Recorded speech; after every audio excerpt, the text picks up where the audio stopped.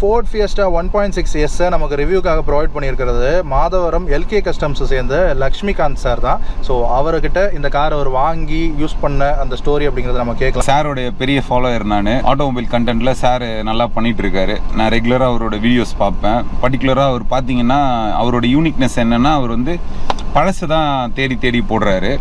So அது சார்கிட்ட எனக்கு ரொம்ப பிடிக்கும். Okay, coming to my car.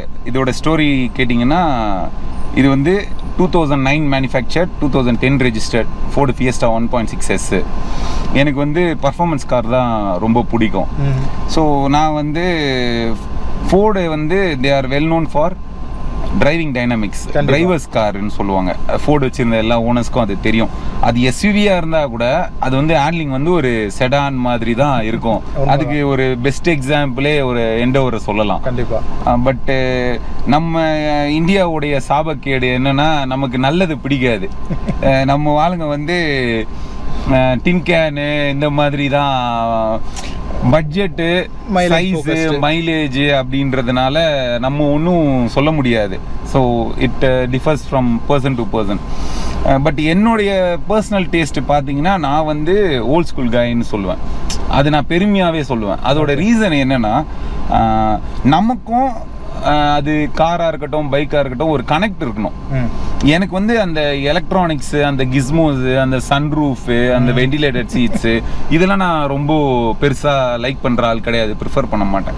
என்னோட எக்ஸ்பெக்டேஷன் நான் வந்து I will keep it very simple. என்னன்னா chassis first, engine, suspension, gear box, steering, basic fundamental கரெக்டாக இருக்கா. நம்ம மைண்டு சொல்றத நம்ம கை கால் செய்யுது கார் ஓட்டும் போது. அப்போ நம்ம டிரைவ் பண்ணும் போது நம்ம தான் காரை டிரைவ் பண்ணணும். ஃபார் எக்ஸாம்பிள் எடாஸ் கண்டிப்பா அதெல்லாம் தேவையே இல்லையே. அப்போ நம்ம என்ன பண்றது? இப்போ ரீல்ஸ்ல பாத்தீங்கன்னா அதுவும் இந்த சில பேர் போடுறாங்க உட்காந்துக்கிட்டு ஆமா சீட் ஆடுறது, சாப்பிடுறது, என்னென்னமோ பண்றாங்க. எனக்கு ஒன்றும் புரியல. இந்த ஃபேமஸ் டேல தான் யாருடா நீ எங்க இருந்து வந்தீங்க அப்படின்ற மாதிரி தான் எனக்கு சொல்லணும்னு தோணுது. நம்மளுடைய இது பாத்தீங்கன்னா நான் வந்து பாயிண்ட் A டு பாயிண்ட் Bக்காக நான் காரு பைக் எடுக்க மாட்டேன். நான் வந்து ஒரு காஃபி சாப்பிடணும்னா 60 கிலோமீட்டர்ஸ் மகாபலிபுரம் போயிட்டு மாமல்லா ரெஸ்டாரண்ட்ல நானும் என் ஃப்ரெண்டு மிஸ்டர் ஆனந்த் பைக்ல ரைடு போயிட்டு சண்டே ரைடு போயிட்டு ஒரு காஃபியோ ஒரு பிரேக்ஃபாஸ்டோ சாப்பிட்டு வருவோம். ஓகேங்களா? அங்கிருந்து இன்னும் கொஞ்சம் 40 கிலோமீட்டர்ஸ் போனா MDK முதலியார் குப்பம். இப்போ என்னுடைய பிளேஸ்ல இருந்து up and down 200 kilometers monthly twice நாங்க போவோம். அது என்னன்னா எனக்கு என்ன கொடுக்குதுன்னா ஒரு செல்ஃப் சாட்டிஸ்ஃபேக்ஷன், ஒரு நானே என்ன ரீசார்ஜ் பண்ண மாதிரி ஒரு ஃபீல் எனக்கு பாத்தீங்கன்னா 2014 ஆகஸ்ட் 3 ஏர்லி மார்னிங் 7 o'clock ஒரு மேஜர் ஆக்சிடென்ட் ஆச்சு ஈசிஆர்ல. நான் சொன்னேன் இல்ல, என்னோட ஃப்ரெண்ட் ஆனந்த் வந்து ஹார்லி 883 சிசில போயிட்டு இருக்காரு, நான் வந்து டியூக் 390ல போயிட்டு இருக்கேன். மார்னிங் ஒரு ஷார்ப்பா அக்யூரேட்டா சொல்லணும்னா 7 o'clock. ஏன்னா எப்படி அவ்வளோ ப்ரிசைஸா சொல்றேன்னா 6:55க்கு நான் ஒரு கால் அட்டென்ட் பண்ணிட்டு அந்த மாமல்லா ரெஸ்டாரண்ட் சொல்றேன் இல்லைங்களா, எனக்கு நாங்க வந்து ஒரு பாயிண்ட் வச்சிருக்கோம். யார் முன்னாடி பின்னாடி போனாலும் இங்க நிக்கணும், மாமல்லால பிரேக்ஃபாஸ்ட் சாப்பிட்டுட்டு போகலாம், இல்லை ஒரு காஃபி சாப்பிட்டு ஒரு பிரேக் எடுக்கலாம். ஏன்னா நாங்க எங்களோட டெஸ்டினேஷன் MDK. ஸோ இது 60, அது 100, ஒரு சின்ன ஒரு 10 minutes பிரேக் எடுத்துட்டு போகலாம் அப்படின்றத. அன்னைக்கு நாங்க வந்து ஏர்லியரா போயிட்டோம். மாமல்லால ரெடி ஆகல, ரெஸ்டாரண்ட் ஓபன் ஆகல. 7 o'clock மறுபடியும் ஸ்டார்ட் பண்ணிட்டு மூவ் பண்றேன். 20, 40, 60, 80, 100, 120 max to max 5 minutes. Duke 390 skeleton helmet போட்டிருந்தேன்.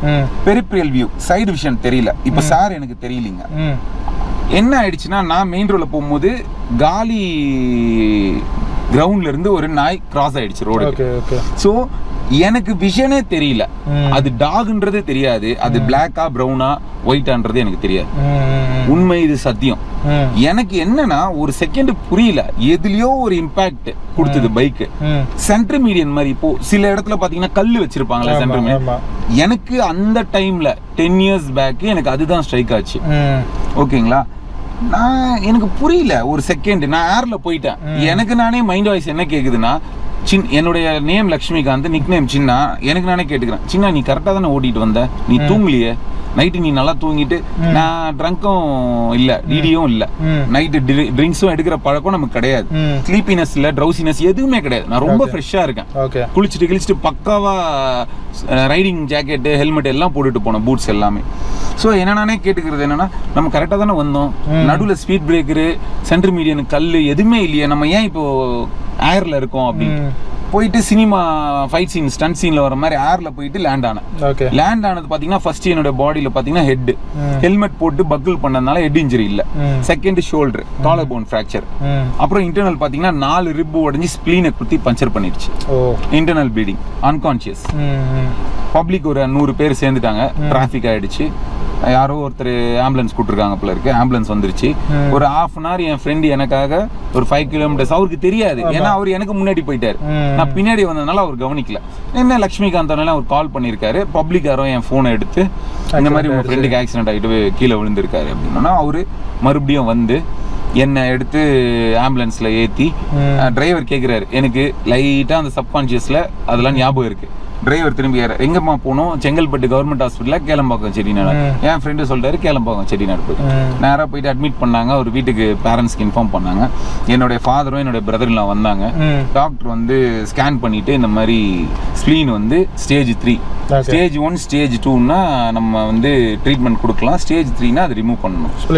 ஆமாம், எங்கள் பேரண்ட்ஸும் என்னோட பிரதர்லாம் எல்லாம் பயந்துட்டாங்க. ஃபேமிலி மெம்பர்ஸ் என்னன்னு கேட்டாங்க, இதனால என்ன ஃபியூச்சருக்கு ஏதாவது பாதிப்பு இருக்குமானும் போது டாக்டர் வந்து சொன்னாரு, இல்லை அப்படிலாம் ஒன்றும் இல்லை, இயர்லி ஒன்ஸ் ஒரு வேக்சினேஷன் போட்டால் போதும் அப்படின்னு சொன்னாங்க. ஓகே ஃபைன் அப்படின்னு ரிமூவ் பண்ணாங்க. எனக்கு ஆக்சிடென்ட் ஆனது சண்டே, August 4th.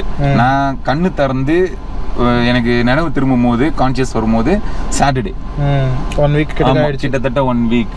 எனக்கு அப்போதான் நான் ஐசியூல இருந்து கண்ணு திறந்து பார்க்குறேன்.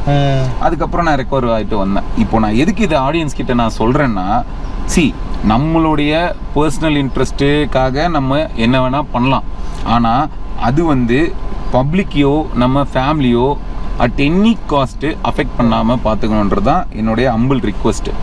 இப்போ இது கூட நான் ஏன் இவ்வளோ ஓப்பனாக சொல்கிறேன்னா, இது சத்தியமா என்னுடைய மிஸ்டேக் இல்லை. நான் ஸ்பீடா போனது வேணா தப்பு, நான் அது வந்து ஆடியன்ஸ் கிட்ட நான் அக்செப்ட் பண்ணிப்பேன். நான் போன ஸ்பீடு 120, ஓகேங்களா. பட் என்னுடைய பேட் லக்கு நாய் ஒன்று குறுக்கில் வந்துருச்சு. இது எதுக்காக நான் சொல்றேன்னா, டியூக் 390 ஓகேங்களா, ஏபிஎஸ் இருக்கட்டும், பிக் ஷிஃப்டர், ட்ராக்ஷன் கண்ட்ரோல், என்ன கிஸ்மோஸ், என்ன டெக்னாலஜி, என்ன ஃபீச்சர்ஸ் வேணா பைக்லயோ கார்லயோ இருக்கலாம். ஆனா நம்ம வீட்ல இருந்து பைக்கையோ காரையோ பார்க்கிங்ல இருந்து ரோடுக்கு வந்துட்டோம்னா டோட்டலா சிச்சுவேஷனே மாறிடும். கண்டிப்பா இது எதுவுமே நம்மளை ப்ரொடெக்ட் பண்ணாது. பணம் இருந்தா ஷோரூம்ல போயிட்டு நமக்கு பிடிச்ச பைக்கை எடுத்துட்டு வந்துடலாம். ஆனா நம்ம ரோடுக்கு வந்ததுக்கு அப்புறம் இந்த இன்ஃப்ளூயன்சர்ஸாக இருக்கட்டும், இல்லை வேற யாரா இருக்கட்டும், நம்ம ட்ரிகர் ஆகக்கூடாது. இப்போ நம்ம பேச்சுலராக இருக்கலாம், ஃபேமிலி மேனாக இருக்கலாம், நம்ம யாராக வேணா இருக்கலாம், ஓகேங்களா. நம்ம வீட்டில் நம்ம திரும்பி வருவோன்ட்டு வெயிட் பண்ணிட்டு இருப்பாங்க. அவங்க நம்பிக்கையை நம்ம காப்பாற்றணும். கண்டிப்பாக கண்டிப்பாக. நீங்கள் 2 lakhsல பைக் வாங்குங்க, 25 lakhsல வாங்குங்க. அதுக்கு ஒரு 10,000லேருந்து 25,000 நான் சொல்றது மினிமம். ஒரு பிராண்டட் ஹெல்மெட், ஒரு பிராண்டட் ஜாக்கெட், ஒரு பிராண்டட் கிளவ், ஒரு பிராண்டட் பூட்ஸ், இது பேசிக் எசென்ஷியல் ஒரு ரைடருக்கு. நம்ம கீழே விழுந்த உடனே நமக்கும் பைக்குக்கும் தான் இம்பேக்ட் இருக்க போகுது. பைக்கு நான் லிவிங் திங், அது நம்ம இன்சூரன்ஸ்ல போட்டு நம்ம அதை ரெடி பண்ணிக்கலாம். பட் நம்ம ஒரிஜினாலிட்டின்னுன்றது ஒன்று இருக்கு. ஒரு போனா இருக்கட்டும், ஒரு கை கால் எதுவாக இருந்தாலுமே, அப்புறம் பிளேட்டு, ஸ்பூனு, ராடு, ஸ்க்ரூவு, நட்டு, போல்டு, இதெல்லாம் வந்து அது பார்க்குற ஆடியன்ஸு கொஞ்சம் யோசிச்சு அவங்க கொஞ்சம் ரியலைஸ் பண்ணி அதோடைய அவேர்னஸ், அதோடைய சீரியஸ்னஸ் தெரிஞ்சு ரியாக்ட் பண்ணணுன்றது தான் என்னுடைய தாழ்மையான வேண்டுகோள். இந்த 10th +1 +2 படிக்கிற பசங்களுக்கு பேரண்ட்ஸ் வந்து தெரிஞ்சோ தெரியாமலோ, அவங்க அம்மாவாக இருந்தால் ஸ்கூட்டி கீயை கொடுத்துட்றாங்க, அப்பாவாக இருந்தால் பல்சர் கீயை கொடுத்துட்றாரு. அவங்க டியூஷனுக்கே இன்னைக்கு பைக்கில் தான் போகிறாங்க. அவங்களுக்கு அந்த நாலேஜோ எக்ஸ்பீரியன்ஸோ எதுவுமே இருக்காது. அவங்க வீட்டில இருந்து ஒரு டி நகரோ கிண்டியோ இருந்தாங்கன்னா வீட்டில இருந்து டியூஷனுக்கு போவாங்க. அது ரெசிடென்ஷியல் ஏரியாவில் தான் இருக்க போகுது. அது நான் சொன்ன ஏரியா எல்லாமே சென்னைக்குள்ள. ஸோ அங்கே போயிட்டு இந்த பேட் இன்ஃப்ளூயன்சஸ்னால அது இன்னைக்கு ரொம்ப அவங்கள அஃபெக்ட் பண்ணுது. கண்டிப்பா நம்மளும் இதை ட்ரை பண்ணா என்ன தப்பு அப்படின்ற மாதிரி. ஆனா அதுக்கான ரோடு கிடையாது. நம்ம போற ரோட்ல குழந்தை விளையாடிட்டு இருக்கோம். ஒரு பெரிய தாத்தாவோ பாட்டியோ காய்கறியோ டீ குடிக்கிறதுக்கோ பெரிய ஒரு தாத்தா ரோட்ல இருப்பாங்க.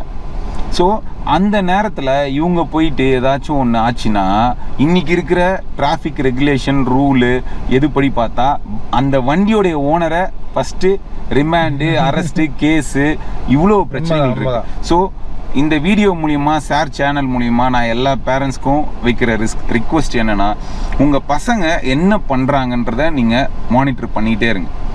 Unless or until if they are not completing 18 years professional license இல்லைன்னா தயவு செஞ்சு அவங்க கிட்ட வண்டியை கொடுக்காதீங்க, கீயை கொடுக்காதீங்க.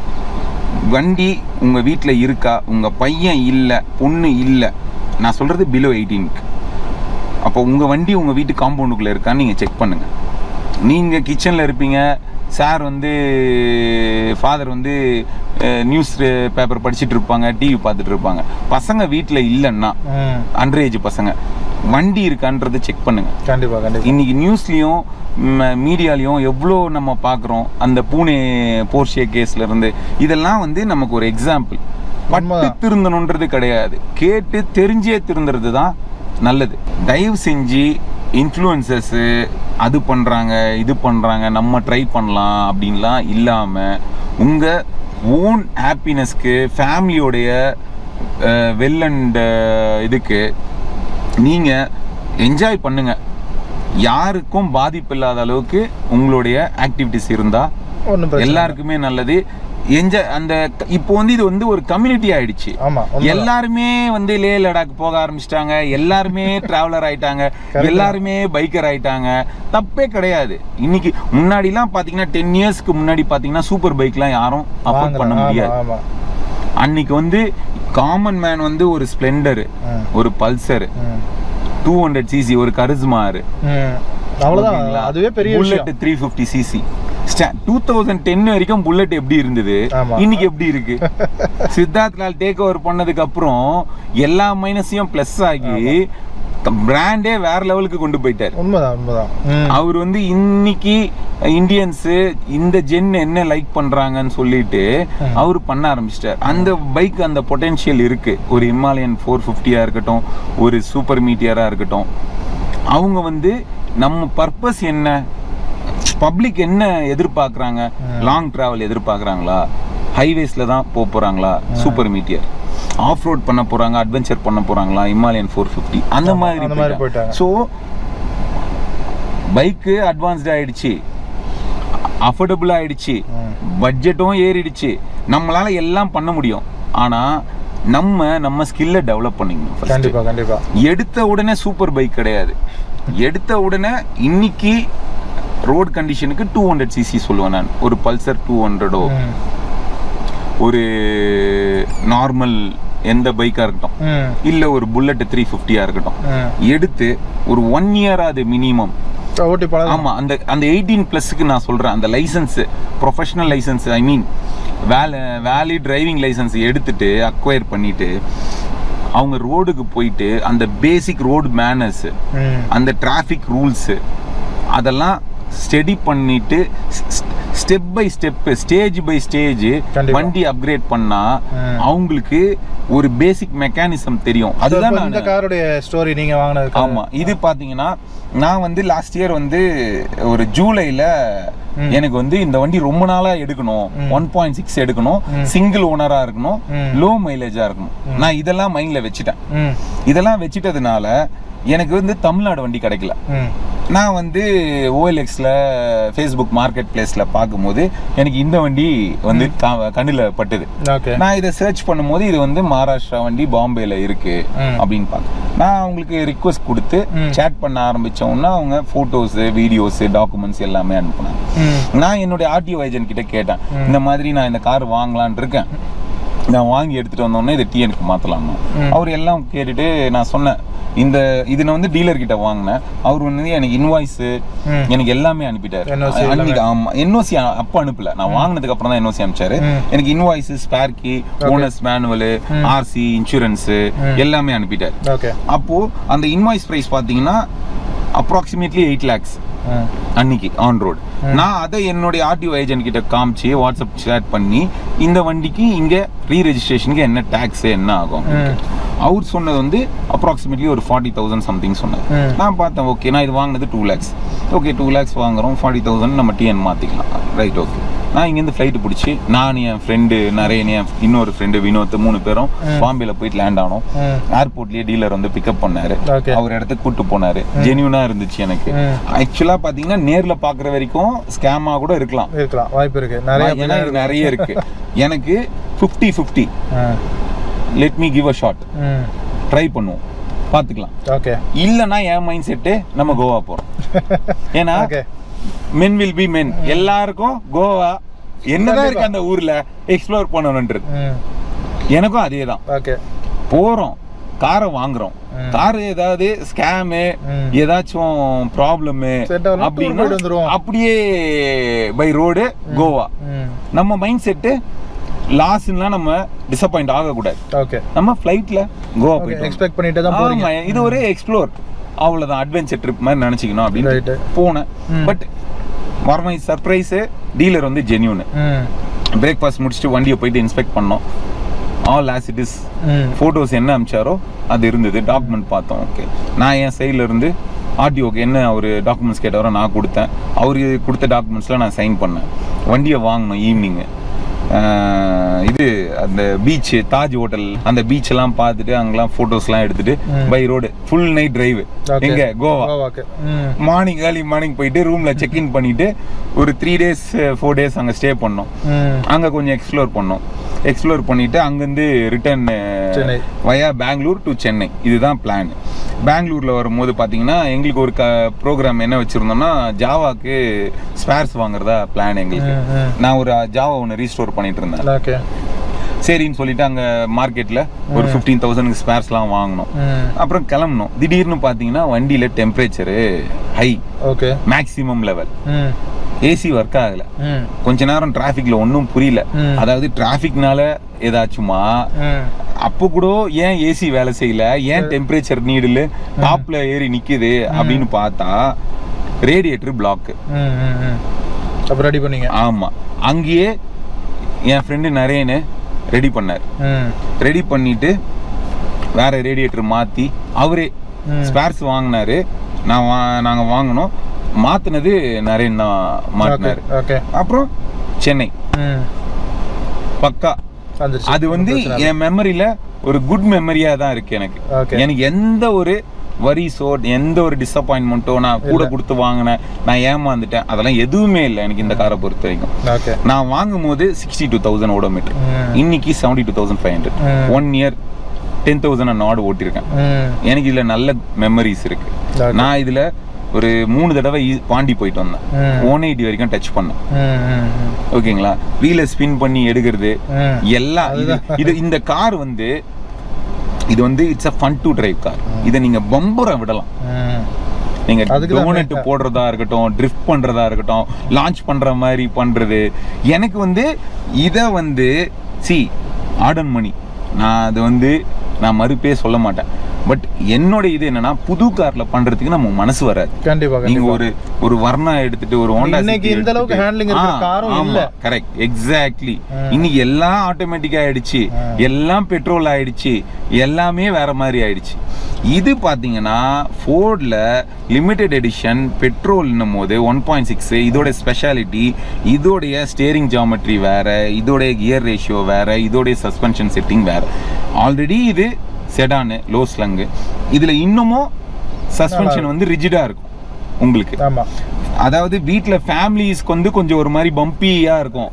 பட் அந்த ஒரு என்தூசியாஸ்டிக் ஃபீல் வந்து நீங்க ஒரு டிரைவரா மட்டும் இருந்து ஃபேமிலியில யாரும் இல்லைன்னா நீங்க என்ன வேணா பண்ணலாம் இந்த வண்டி வச்சுக்கிட்டு. நானே இதுல நிறைய செட்டப் பண்ணிட்டேன். எடுத்துட்டு வந்தேன், ஃபுல்லா அண்டர் சேஸ் ஒர்க் பண்ணேன். சஸ்பென்ஷன் கம்ப்ளீட்டா ஃப்ரண்ட் அண்ட் பேக் எல்லாமே மாத்திட்டேன். ஸ்டட் கிட்டு ஸ்ப்ரிங்கு, டைராய்டு, என்ட்ராய்டு எல்லாமே மாற்றிட்டேன். கிளச் அசம்பிளி கம்ப்ளீட்டாக மாற்றினேன். ஸ்டேரிங் பாக்ஸ் ஒர்க் பண்ணேன். பேட்ரி மாற்றினேன். Headlight, tail light, wiper blade, motor, அப்புறம் பவர் விண்டோ மோட்ரு, அது இதுன்ட்டு என்னென்ன பண்ணணும் எல்லா வேலையும் பண்ணிட்டேன் பக்காவா. ஏசி ஃபில்ட்ரு, அப்புறம் ஏசி சர்வீஸ் பண்ணுறது, கேஸ் ஃபில் பண்ணுறது, அந்த மாதிரி ஃபுல்லாக. அப்புறம் ஏபிஎஸ் சென்சார் ஒன்று போயிருந்துச்சு. ஒரு கேபிள் தான், அது பார்த்தீங்கன்னா 11,000. எனக்கு அதுதான் ஒன்றும் புரியல. என்னப்பா இது பைக்குடைய கிளச் கேபிள் மாதிரி இருக்கு, இதுக்கு 11,000 அப்படின்ற மாதிரி இருந்தது. ஃபோர்டில் ஓய். சரி பரவாயில்ல, ஏன்னா வந்து ஓய் தான் ப்ரிஃபர் பண்ணுவேன். ஏன்னா நமக்கு அந்த இது வேண்டாம், ரிஸ்க் வேண்டாம், நம்ம வாங்கணும் அந்த இதுக்கு அதுதான் கரெக்டாக இருக்கும் அப்படின்றதுனால நான் எல்லாமே பண்ணேன். இது சார் சொல்லியிருப்பீங்கன்னு நினைக்கிறேன் முன்னாடி பேசும்போது, இது மிடில் கிளாஸ் பாயோடைய BMW. இது நான் உண்மை. இது இந்த காரு ஃபோர்டே டிரைவர்ஸ் காரு, அதில் உண்மையிலே இது ரொம்ப அந்த டைமில் கொடுத்தது வேற ஃபீல். இது எத்தனை பேருக்கு தெரியும்னு தெரியாது, பட் இது ஓட்டுனவங்களுக்கு கண்டிப்பாக அதை ஃபீல் பண்ணுவாங்க. இது வந்து it will put a smile on your face. உண்மைதான். But hole on your packet.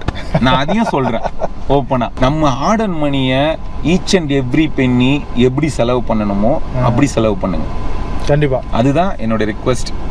Thank you friends.